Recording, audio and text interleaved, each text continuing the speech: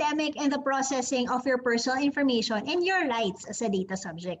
Sabi ko nga po kanina, itong webinar namin, maliban sa reminder po sa inyo that we have to practice ensuring the privacy of personal information, personal data in the workplace, i-apply din po natin sa pang-araw-araw na buhay. Kasi mapapakinabangan naman po natin ito.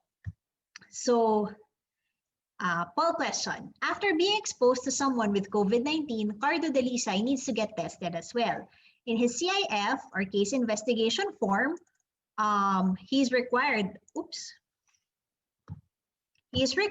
to provide the name and contact information of his close contacts for the purposes of contact tracing. Can he give their names and contact numbers? So, pili na po tayo. Is it yes, provided magpapaalam muna siya sa mga close contacts niya? Or is it no, kasi violation yon, right nila to privacy? Or is it yes, at hindi na niya kailangan magpaalam sa kanila?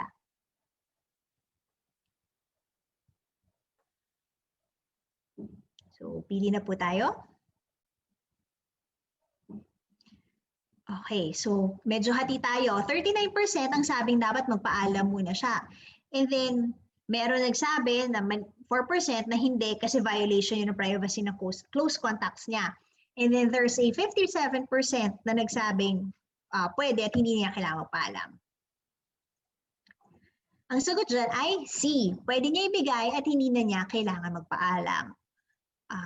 Bakit? Okay, kung babalikan po natin, ang hinihingi ay contact information. So pangalan at phone number lang. Babalik ulit tayo. Yung sa section 12, di ba? Ang sabi natin, hindi lang consent, hindi lang nakaatang sa consent ang pagpoproseso ng personal information. Kasi if it is necessary to protect the life and health of the data subject, pwedeng i-process ang kanilang personal information. So same, etong si close contact to protect their life and health. Aba, paano pala kung nahawaan na sila ni Cardo?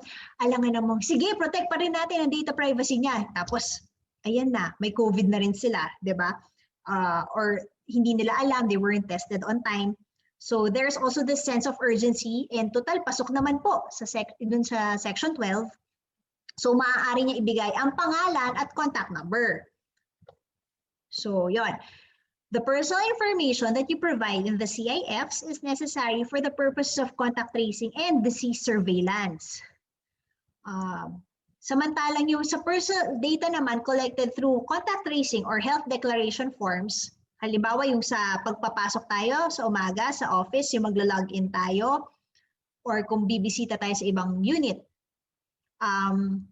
it's also for purposes of contact tracing.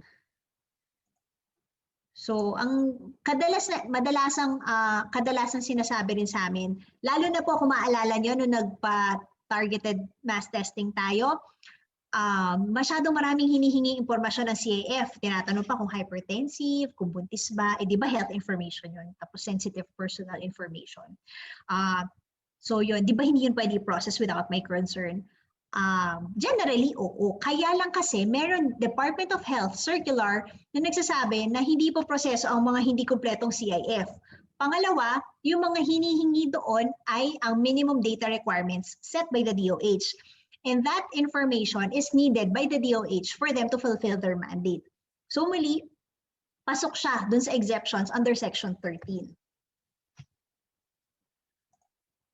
So, yun. Also, idagdag ko lang, yung sa health declaration forms, the ones in our offices, at saka yung pag nagsascan po tayo ng QR code, etong mga to, dapat ikikeep lang din natin yon for purposes of contact tracing, lalo na sa mga units natin, such that after certain number of days, ang sinabi ng NPC sa isang joint memorandum circular nila with the DOLE, sapat na daw ang 2 linggo for storing the contact information sa mga contact tracing forms. Ganyan din sa atin. So, hindi na kailangan natin i-store yung contact tracing forms natin sa unit natin ng mga 2020 pa. Ano po? Pwede na po natin i-discard iyon. Kasi lagpas-lagpas na po siya sa purpose for which the personal information na na-collect was intended to be used. Kasi nga, for contact tracing lang. So, yun po. Last, Okay? Data subject rights and responsibilities. Napahapyawan na po ito kanina, pero nais ko lang po i-emphasize because this is something that we can use not only in the workplace but also yun nga po in our daily lives, because the more we practice data privacy sa pang-araw-araw na buhay, mas magiging mindful din po tayong gamitin ito sa workplace. Pero last poll question muna. Which one is not a right of a data subject? Right to be informed, right to rectification, or C, right to remain silent? Alin dito ang hindi right ng data subject? Pili na po tayo.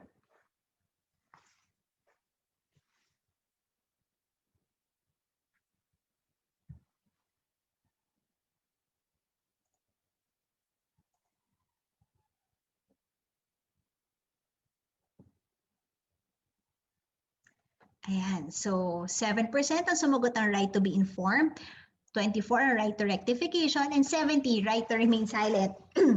Which one is not a right? So, ibig sabihin lahat, maliban sa tama, right to remain silent. So, bilang data subject, we have the right to be informed, yung nature, extent, and purpose of the processing of our personal data. At gayon din ang ating mga estudyante, katrabaho, at mga nakakasalamuha. So, kunyari, kliyente or mga payees, they also have the right to be informed of the nature, extent, and purpose of the processing of their personal data. They also have the right to object. Object to what? To the processing of wrong personal data. So, kunyari, maglalabas ng listahan ng retirees, halimbawa, sa isang unit, within your unit lang. Then there's an error in your name. So you can object to the posting or publishing of that particular list because pwede mo sabihin, eh, hindi naman ako yan or mali ang personal information ko na nakalagay dyan kasi mali ang spelling.